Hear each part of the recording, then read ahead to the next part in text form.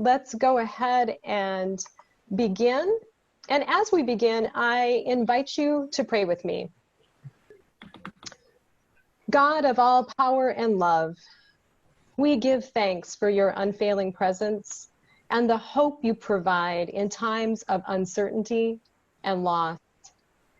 Send your Holy Spirit to enkindle in us your holy fire.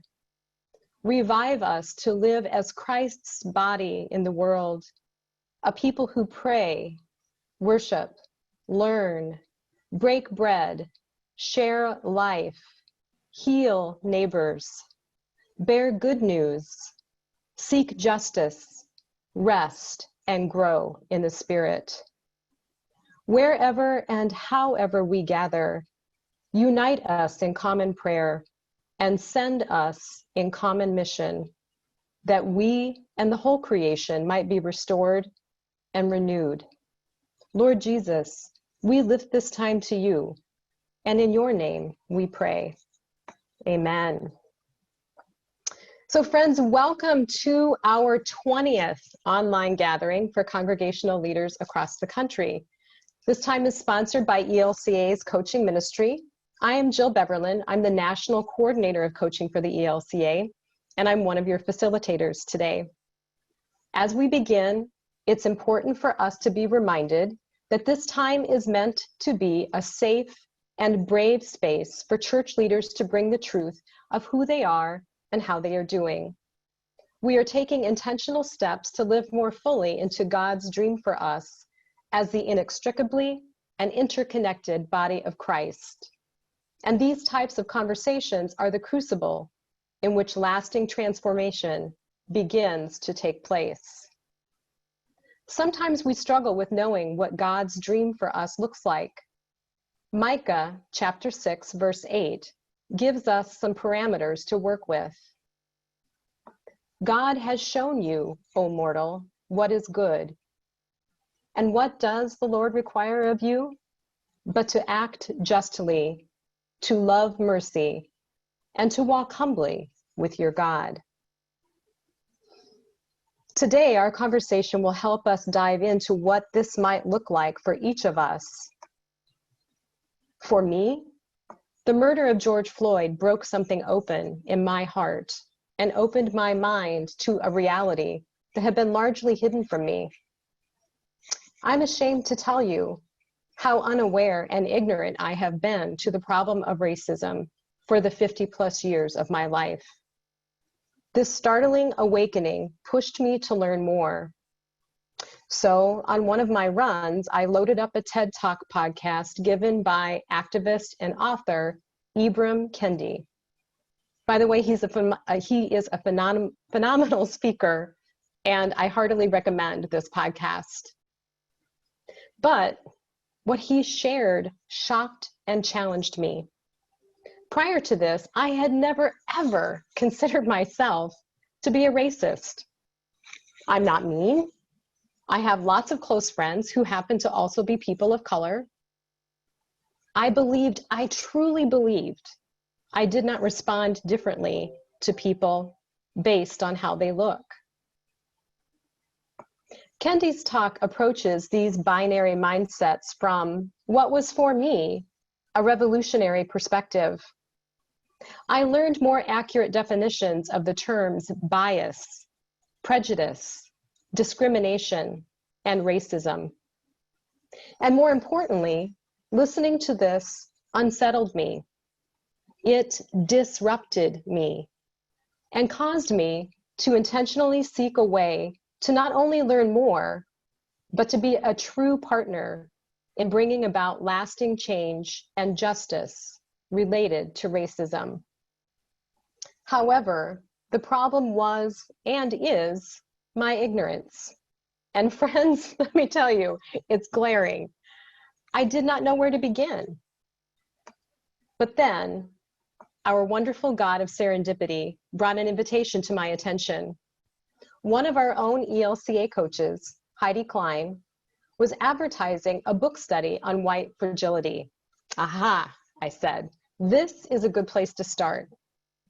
I'm a big surprise. I'm a verbal processor, and I knew that this would give me a chance to have partners on the journey of learning and discerning what my next most faithful steps might be as I seek to change my own heart and the world in the area of racism. We are now several sessions into this study, and I can say it has been absolutely fabulous. I'm learning more about how to reshape unhelpful mindsets, how to have effective conversations with others about the problem of institutional racism in our country, and I have a safe space to own all the ways I mess up and learn as I seek to grow into my role of advocate for change. So, with this story as a backdrop, I would like to welcome into our space Heidi Kleine and Emilee O'Brien. As I said, Heidi is one of our talented ELCA coaches, and she also serves as the Director of Faith Formation at Christ the King Lutheran Church in Cary, North Carolina. Emilee recently completed a master's degree from Georgetown University in the area of educational transformation. She also previously served as the Post Baccalaureate Fellow for Social Justice and Community Engaged Learning at Furman University, where she developed an intergroup dialogue program. Heidi and Emilee are here today to share the story of how they connected and why they feel called to work in this space. They want to highlight the importance of partners, and they want to give their advice on how you can get started with intergroup dialogues. Friends, the space is yours. Well, thank you, Jill, for that introduction.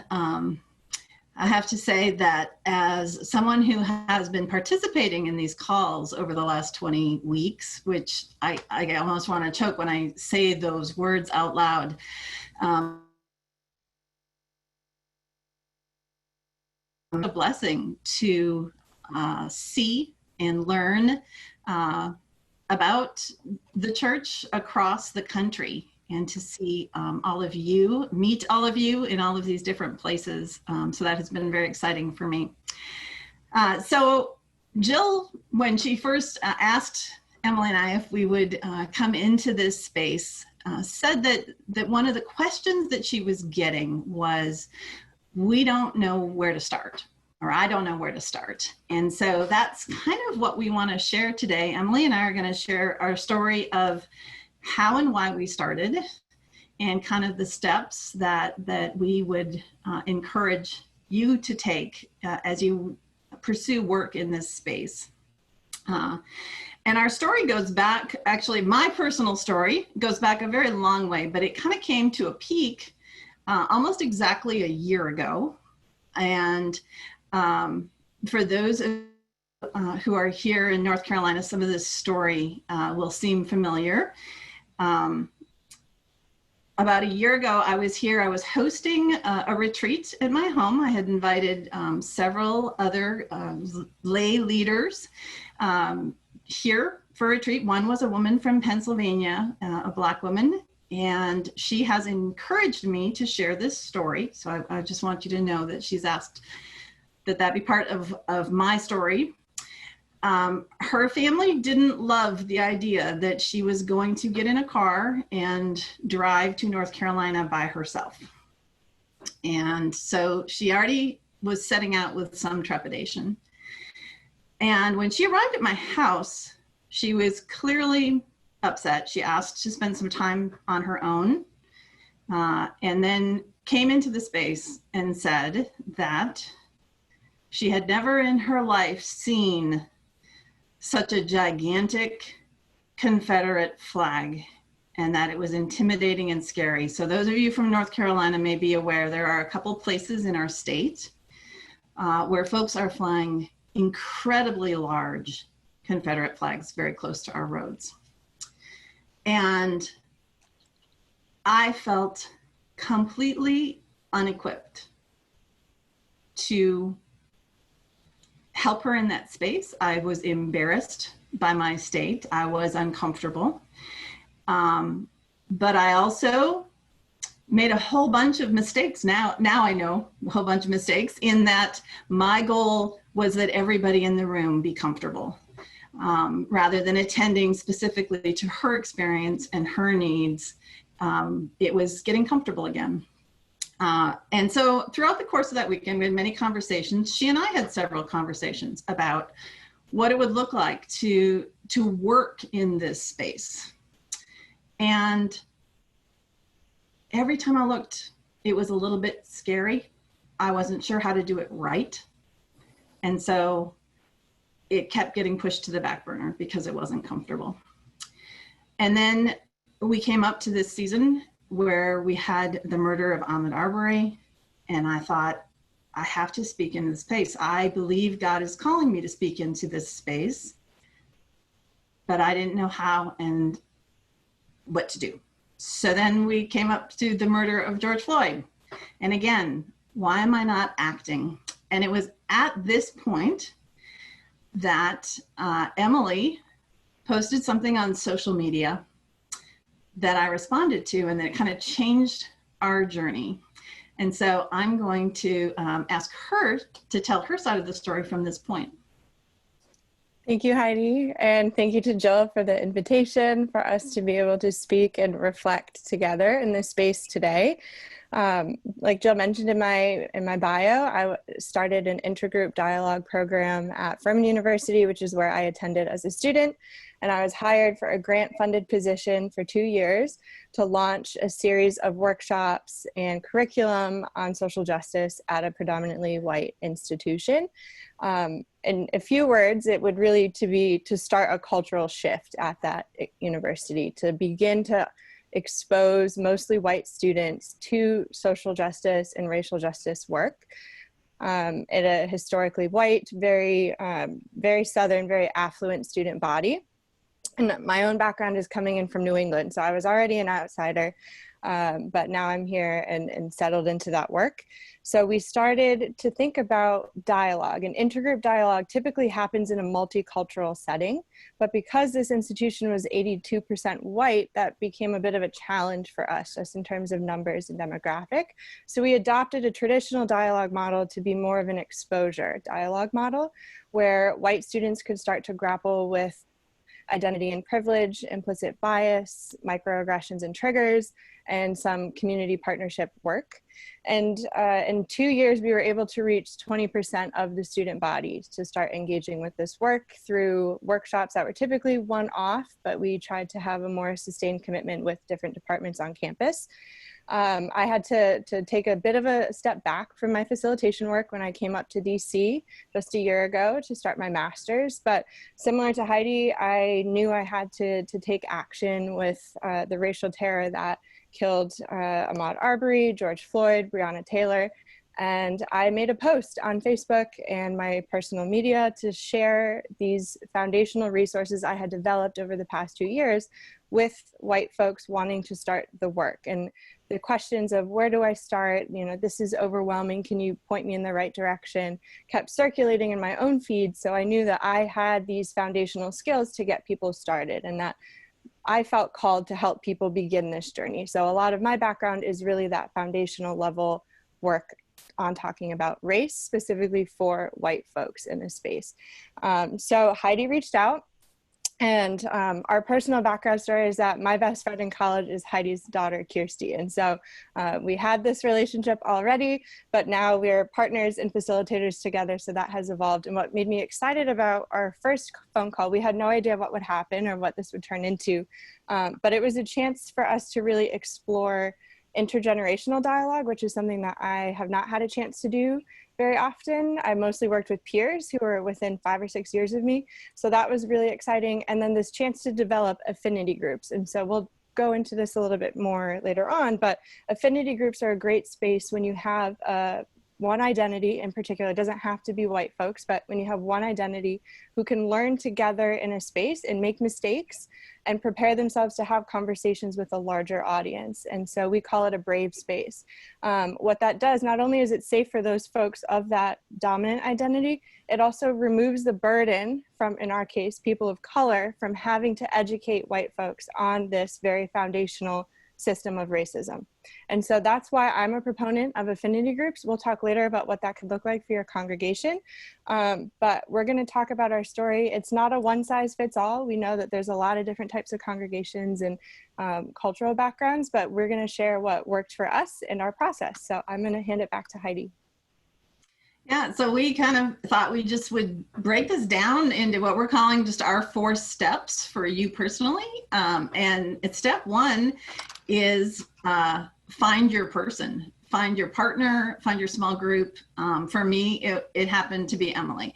Once I had that first conversation with her, backing out of the work was no longer an option. So I had somebody that I felt accountable to. You might find that in a person in the church. You might find it in a small group. You might find it outside of the church. And in this case, I was particularly excited about the idea because Emilee's work has been in an institution that is so white, and that sounded familiar to me, being in the institution that I'm working in. I really felt that she brought some skills and some knowledge to the conversation that helped me. So our first tip for you is to find your person, find your people, find your small group, whatever is going to hold you accountable to actually diving in to do the work. And I will throw it over to Emilee for step 2. Step 2 for us is start where you are and identify where you are as a leader in your own comfort level and understanding of social justice and racial justice, as well as the readiness of your congregation to dive into this work. Again, thinking about your demographics. Are you a predominantly white congregation, or are you more multicultural? What is the background of your community?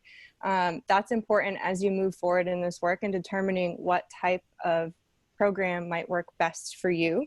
And my understanding of the Lutheran Church, across the U.S. is that it is a typically predominantly white organization from congregation to congregation. So that is very similar to my background in higher ed at that institution. So when you think about, who in your community is ready to lead these conversations, who is comfortable making mistakes and not getting it right, but at least getting started. And I think that's the most important thing. When I, as a facilitator, try not to make assumptions about the group that I'm in front of. And what I say is that you don't have to come into this space being an expert, right? And I'm not an expert, even though I facilitate these conversations. I am learning just as much as you are and unlearning so many of the things that this country has taught us and that the messages I have internalized. So we're all in this space to learn and unlearn. And so you don't have to be an expert. So the person who starts this in your congregation, or if you bring in an outside person, doesn't have to be that expert, but they have to be willing to do the work and help you unpack what this means for your community. And so with that, I want to bring up, Heidi and I decided to use a text to guide our conversation, and it became a 7-week series where we would partner text with supplemental work that I brought from my workshop. So we would read the text, discuss it, and then I would bring in supplemental material on privilege or implicit bias or microaggressions. And that partnership worked really well. I do want to say about white fragility that we read it with a critical lens. So we were very transparent with our participants that this book has a lot of criticism and it's very valid. At the same time, when you're working with white folks, in my experience, oftentimes they're unequipped with language to understand racism in the context of this country. In this book, thank you, Jill, Jill's head nodding. This book provides language and context that should only serve as the launch point, right? So we made it clear to our participants, this is not the only book on racism that you should be reading. This is your beginning, your entry level launch point to what else that we're expecting you to read when you move through this group. And so, we want to make that really clear that you can choose another text that happened to work for us in our group.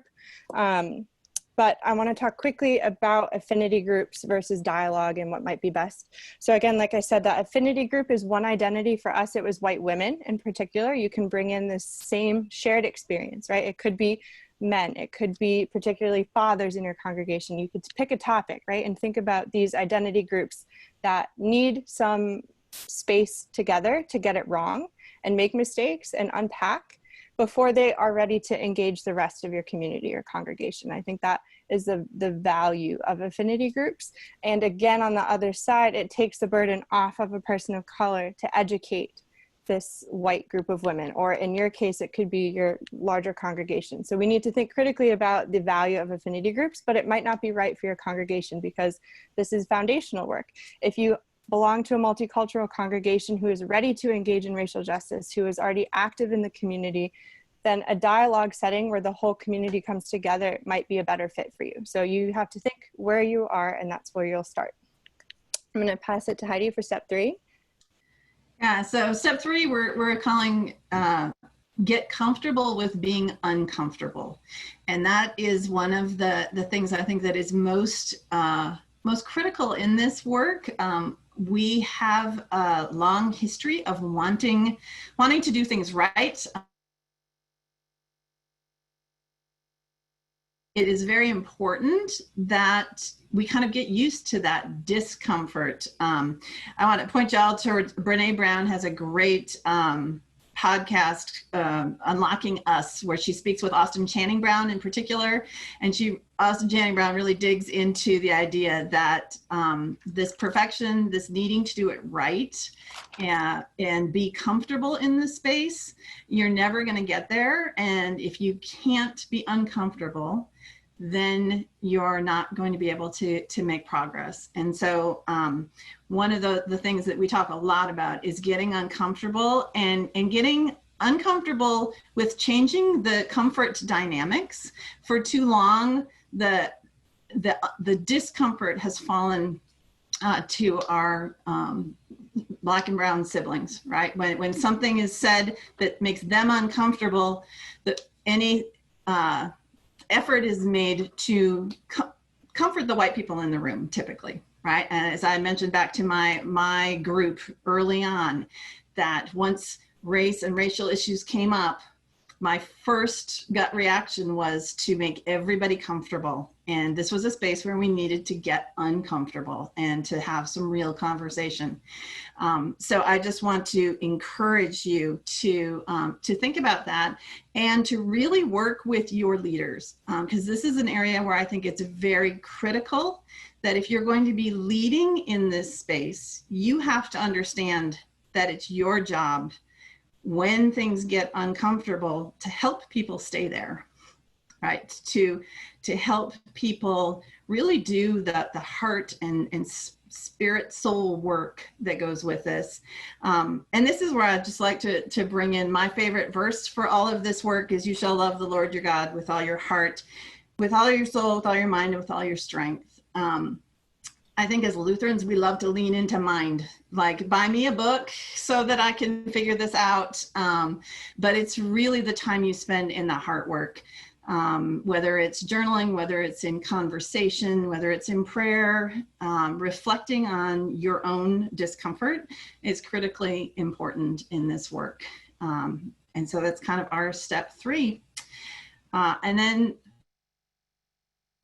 moving on, Emilee's going to start talking. Mm-hmm. Our step 4 is a commitment to ongoing work. So I hate to burst people's bubbles, but when you're starting a 7-week course, you can't solve white supremacy in 7 weeks. That is an ongoing commitment that each one of our participants has to make to dismantle that system and whatever their sphere of influence is. So that might be your congregation, that's your neighborhood, that's your family. These are tough conversations at dinner. This is an expectation I have as a facilitator of my participants, but it's one that I expect my whole network to have as well. So step 4 of starting this, type of work within your congregation is, what else are we doing at the end of this short, dialogue series? So one of our covenants is expect and accept non-closure. These are the norms that we have for the group. And that's, this work is not going to be done at the end of our 7 weeks. So what else could we be learning together, for your own congregation? Once you start this dialogue work, after that concludes, that might look like an ongoing book club. That could be a working group that is multiracial and multicultural to come together to solve some of the issues in your larger community or within the congregation. This wants you to kind of shape action steps once this dialogue series is over. So Heidi and I are on week 5 of our 7-week series with Jill and others. And so we are actively developing responsive action steps for the group. So we had a few in mind that we would like to see at the end of this, but we are responsive to how this went with our participants so that we can shape some action steps moving forward. And I think that responsiveness is important. That happens organically when things come up, when there's more information that they'd like to know. I think that helps you support your congregation in this work and making that ongoing commitment. What else can we be doing in our larger community? How can we be a more inclusive and intentional congregation within the walls of our church, but beyond as well? And so this is going to be uncomfortable. It's going to take all of our steps and just make that commitment to this lifelong process for yourself as a leader and for your congregation. Right. I just want to jump in on the step 4, that is part of the covenant that we asked all our participants to agree to in the beginning, that the work we're doing together is confidential and stays in the room, but it is meant to equip you to do what comes next. And the do what comes next is part of the covenant for participation in the group. And I think that's really important, especially when you're dealing with an affinity group. If you are working with a group of white people on this work, specifically, the next step is a more inclusive setting. And I just really think it's important that that be part of what we call out when we're doing our work in this space. So at this point, we had some questions that we had put in our original email. I don't know, Jason, if you have those, do you have those ready for the chat? I can't see them right now. I have them. Okay, you can read them. Okay. Let me pull them up right here. So Heidi and I have some questions, and we can think the 4 questions, Heidi, right? That's what we're talking about? Great. So how do we as individuals prepare ourselves to be leaders in this space? How are we as individuals called to be in church with all people, to be church with all people? How does this internal work transform us as leaders? And how can we utilize our platform within our congregation to create space for dialogue that leads to action? Okay. And I'll just close that out with for each one of you, what is your next most faithful step from where you are right now? So at this point, we're ready to go into groups. Jill? Yeah, thank you for giving us your perspective, for sharing your journey with us. And you have so clearly and succinctly given us some steps that we can take as individuals to start enacting change in our hearts, so then we can engage others in our communities. And it's just the crucial first step that we have to take. So as we move to our breakout rooms, I pray that we do have the courage to be vulnerable, honest, and open to what the Spirit may reveal about each of our roles as we go forward. Please remember that in this time, you are invited to speak the truth of who you are and how you're doing, to listen, or to simply be, and to contemplate quietly. So we will open the breakout rooms here in a minute. On most devices, you will go there automatically. Some of you may need to click the join button in order to move there. We'll come back to the large gathering a little before the hour, and we will send a 5-minute warning before this happens. If you have any questions or concerns during the breakout time, please notify us by clicking the Ask for Help button.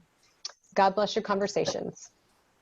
Based on where we're at on the clock, I'm going to invite our guest speakers. If you have anything to share from the breakout rooms that you were in, that you would like to lift up, or some final words before we come to our blessing and wrap up. So Emilee and Heidi. I can uplift one conversation I had with our group is, a lot of times the feeling of guilt for having privilege is a roadblock for folks to move forward. And we reframed that in my group to say that privilege is not something to feel guilty about. It's a platform that you use to move forward in the work and to bring other people along. So I wanted to reframe that guilt of having privilege into using it instead as a platform to move further into the work and to bring people along. Wonderful. Thank you, Emilee. Heidi, do you have a story to share? Well, I just wanted to say we closed talking about where we see hope in the world, and I just wanted to lift up Emilee, because my answer to that was that I see hope in our children and in this generation that is coming up. I see hope both for our world, but also for the church, because if we can move into this space, those young people who feel that we aren't being church in the world the way that they need to see church being church in the world, they'll join us. And I just have been honored and to work with her and find that hope in the young people. I did also just want to say, when we were talking about how to find your people, how to find your group, I know that many of the synods are doing work in this area. The North Carolina Synod has their own racial justice network that is doing great work. If you are looking for connections within your synod and with other synods, reach out to us and we'd be happy to help you find places to have those groups. So, okay, thank you for those encouragements, and thank you again, Heidi and Emilee, for your time today, for your wisdom, for your hearts, and for helping us till the soil of our own hearts so we can engage community. And I do hope that you will join us next week as we expand our conversation to include what we can do in community. Our guest speaker will be Kelly Marcialis. She is the National Coordinator of ELCA's Community Organizing. And so we look forward to hearing what she has to add to our conversation. And as I lead us into our blessing, I invite you to put any other words that you would like to share about themes that were surfaced in your small groups. That's important to us as we continue with this good work on Wednesdays. So as we go, I leave you with these thoughts and a blessing. It is the smallest of all seeds, but when it has grown, it is the greatest of shrubs and becomes a tree, so that the birds of the air come and make nests in its branches. Matthew 13:32. You are a mustard seed of justice. Never mind the smallness of your witness. The wound is deep, the sickness is awful, the hunger is great, but you are a mustard seed of healing and justice. Immeasurable divine fruit is hidden in the smallest acts of love and courage. It's not about you. It's about the power you contain. You are a mustard seed of justice, but only when you are sown. God bless you, my friends. Thank you for your good work in the world. You're doing a great job. I'll see you all next week.